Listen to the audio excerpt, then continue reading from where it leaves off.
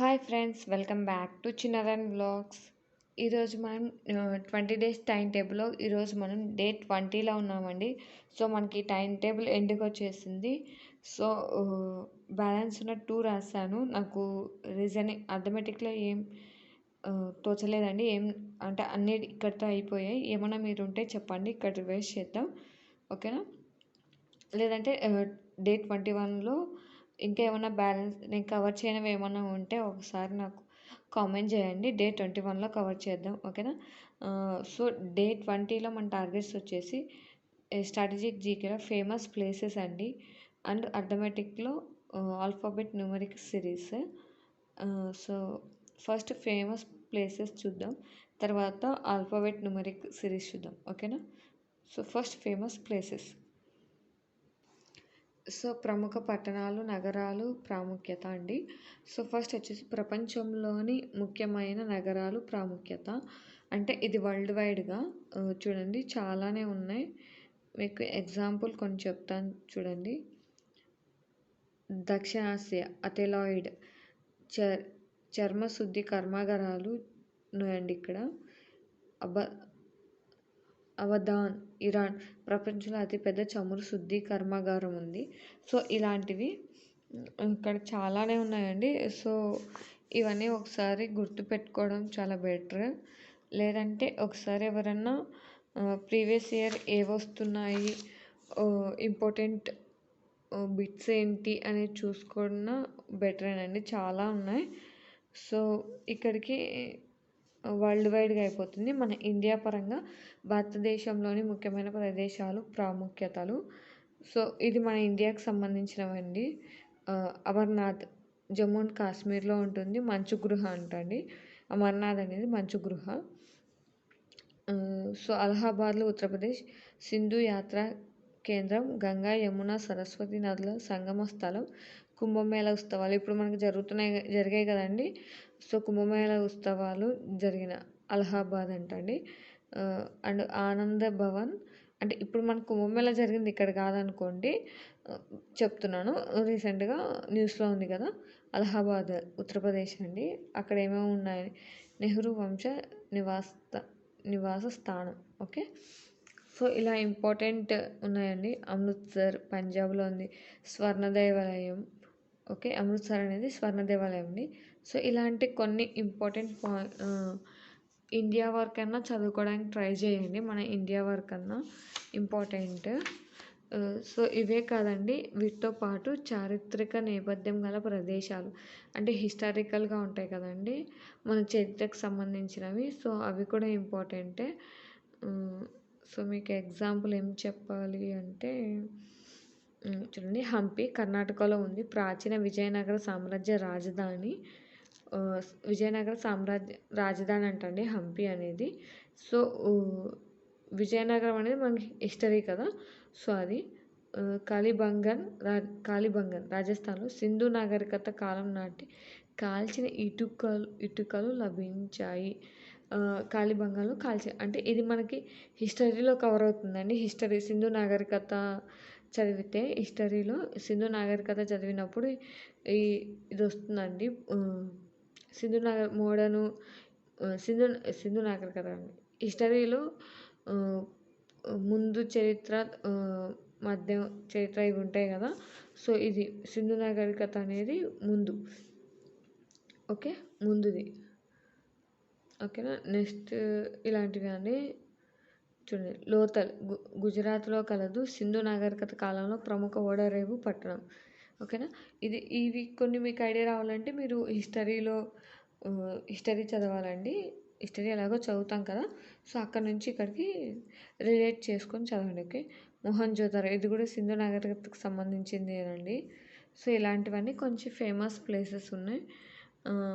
ఉజ్జయిని అంటే వికృతమూర్తి రాజధాని, హిందువుల పవిత్ర నగరాల్లో ఒకటిగా ప్రసిద్ధి చెంది ఇక్కడ ప్రముఖ దేవాలయం మహాకాళేశ్వరాలయం కలదు, ఓకే. ఉజ్జయిని మధ్యప్రదేశ్లో ఉందండి. సో ఇలాంటివి అడగడానికి ఛాన్స్ ఉంది. ఇక్కడ చాలానే ఉన్నాయండి. కొన్ని ఇంపార్టెంట్ అనుకున్నవి మీరు చదవడానికి ట్రై చేయండి, ఓకేనా.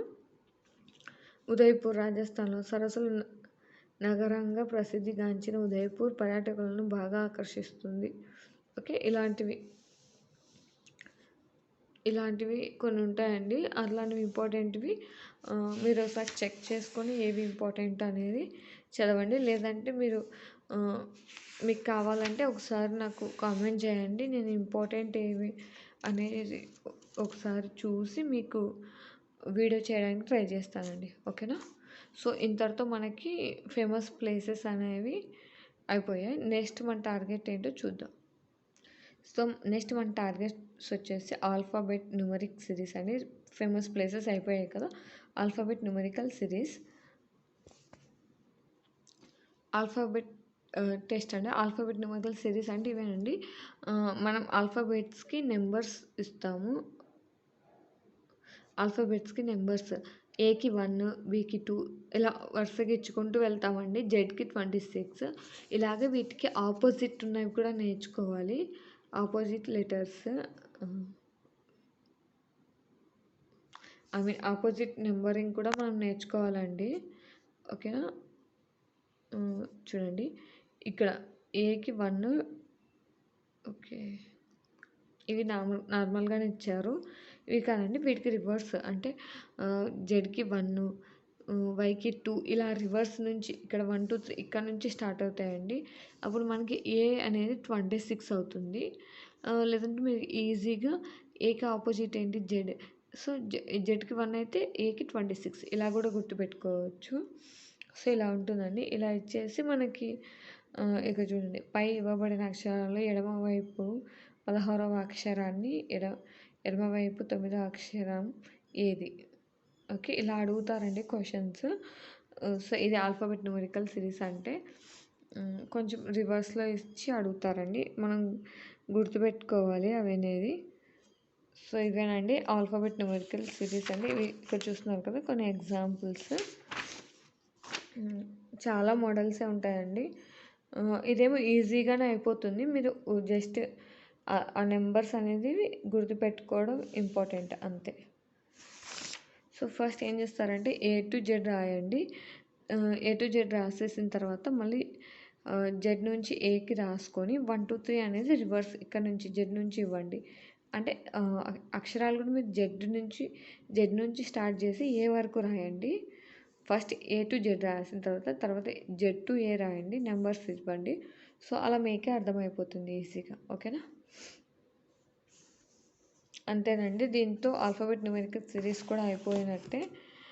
సో ఇంతటితో మన డే 20 టైం టేబుల్ కూడా అయిపోయిందండి.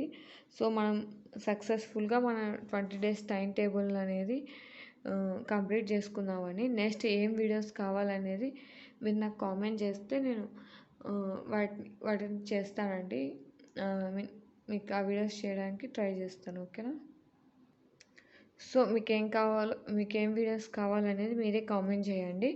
దాన్ని బట్టి చేస్తాను. లేదంటే నేను ఏదైనా మన యూట్యూబ్ ఛానల్లో పోస్ట్ చేయడానికి ట్రై చేస్తానండి. సో అక్కడన్నా మీరు రిప్లై ఇవ్వచ్చు. ఓకేనా? సో ఇంతటితో మన డే 20 టైం టేబుల్ కూడా కంప్లీట్ అయిపోయిందండి. ఈ 20 days సక్సెస్ఫుల్గా కంప్లీట్ చేసుకున్నాం.